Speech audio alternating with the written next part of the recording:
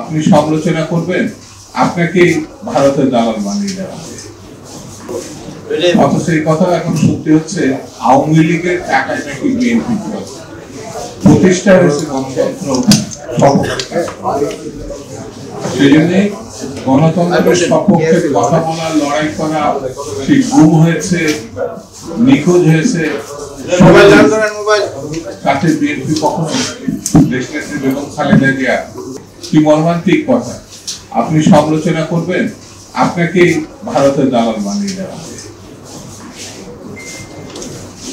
3 মাসের মধ্যে জাস্টিস সাত্তার সাহেব এই দেশে নির্বাচন করেছিলেন 91 আর এখন 90 দিন পার হয়ে গেছে। নির্বাচনের ন্যায় কোনো কথা নেই। কথা বললে পরে সরকার প্রধান বলছেন একটি মাত্র দল শুধু নির্বাচনের ডিসেম্বরে নির্বাচন কি বলবো, যদি তাকে সমালোচনা করি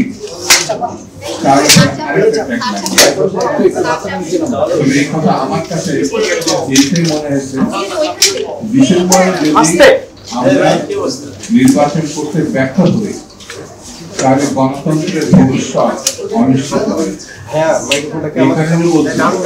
গণতন্ত্রের বিরুদ্ধে যারা ষড়যন্ত্র করছে পার্শ্ববর্তী দেশে তারা একটি আওয়ামী লীগ বসে আছে।